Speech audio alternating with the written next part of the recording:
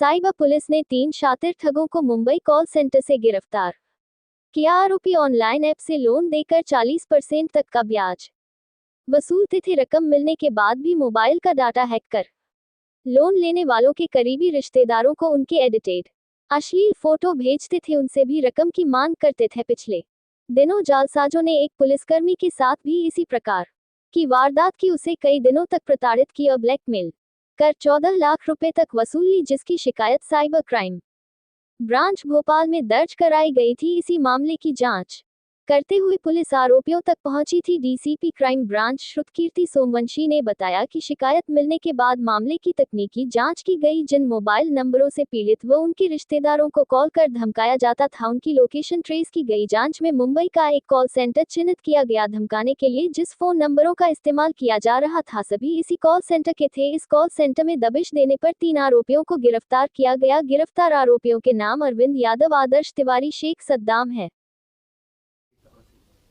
Crime branch के पास कुछ दिन पहले एक ये शिकायत आई थी, जिसमें एक फरियादी ने बताया था कि एक ऑनलाइन लोन ऐप के माध्यम से उसने कुछ लोन लिया था और जिसके रीपेमेंट में उसने काफ़ी बड़ा अमाउंट पेमेंट करने के बाद भी उसको बार बार अलग अलग नंबरों से धमकियां आ रही हैं, उसको परेशान किया जा रहा है, उसकी फ़ोटोज़ को मॉर्फ किया जा रहा है। इस संबंध में क्राइम ब्रांच में इन्वेस्टिगेशन शुरू हुई और हमारी टीम ने इसमें मुंबई से 3 आरोपियों को पकड़ा है। वहाँ पर पहुँचने के बाद, मुंबई पहुँचने के बाद ये एक सिस्टम हम लोग को समझ में आया कि इस तरह के लोन ऐप्स के पीछे 2 तरह के सिस्टम काम कर रहे होते हैं। एक तो जो अकाउंट्स होते हैं जिनमें पैसे जाते हैं, वो एक सिस्टम अलग है, वो एक अलग रिजीम है। दूसरा सिस्टम होता है जो फ़ोन कॉल्स के माध्यम से लोगों को परेशान करते हैं और उनसे वसूली करवाते हैं। इस मामले में जो फिलहाल अपने पास 3 आरोपी पकड़े गए हैं, ये तीनों नवी मुंबई के हैं। वहाँ पर ये लोग फरियादी को फ़ोन करके परेशान करने के नाम पर जो नंबर प्राप्त हुआ था, उसमें गिरफ्तार किए गए हैं। इसके अलावा जो पैसे ट्रांसफ़र हुए हैं, उनमें अभी फ़िलहाल अपनी इन्वेस्टिगेशन में करीब 486 ट्रांजैक्शंस ऐसे हैं जो कि फरियादी ने रीपे किए हैं। वो बहुत सारे अलग अलग अकाउंट्स में पैसे गए हुए हैं, जिनकी इन्वेस्टिगेशन में थोड़ा टाइम लगेगा। तो मनी ट्रेल को हम लोग अलग से फॉलो कर रहे हैं कि वो पैसे करीब 14 लाख रुपए जो हैं वो कहाँ गए हैं, किन अकाउंट्स में गए हैं और उन अकाउंट से और कहाँ कहाँ उस पैसे को ट्रांसफ़र किया गया है। ये जो 3 आरोपी पकड़े गए हैं, ये कॉल सेंटर के माध्यम से जो इस तरह के लोन ऐप में लोन लेने वालों को धमकाते थे और उनकी फ़ोटोज़ को मॉर्फ करवा के उसके बदले ब्लैकमेल करके उनसे अधिक से अधिक पैसे वसूलते थे।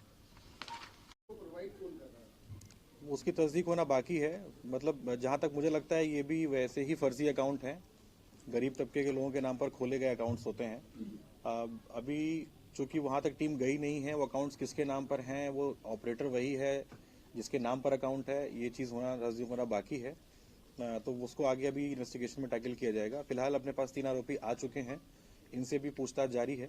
इनकी PR ली गई थी, उसमें जो तथ्य इनके मेमो में निकले हैं, हम लोग आगे उस पर इन्वेस्टिगेशन कर रहे हैं। हम लोग यूजुअली जब ऐसा कोई मनी ट्रेल मिलता है जिसमें देश के बाहर पैसा जाता है, तो हम लोग हायर एजेंसीज को इन्फॉर्म कर देते हैं, क्योंकि वो जुरिसडिक्शनल इशू आते हैं उसमें। 99% केसेस में ये पैसा क्रिप्टो करेंसी के माध्यम से ही जाता है, तो वो अभी उसका कोई अपने पास लिंक क्रिएट नहीं हुआ है। आगे की इन्वेस्टिगेशन में देखते हैं इसमें क्या मिलता है। नहीं, और भी मिलेंगे इसमें, अभी और भी आरोपी मिलेंगे।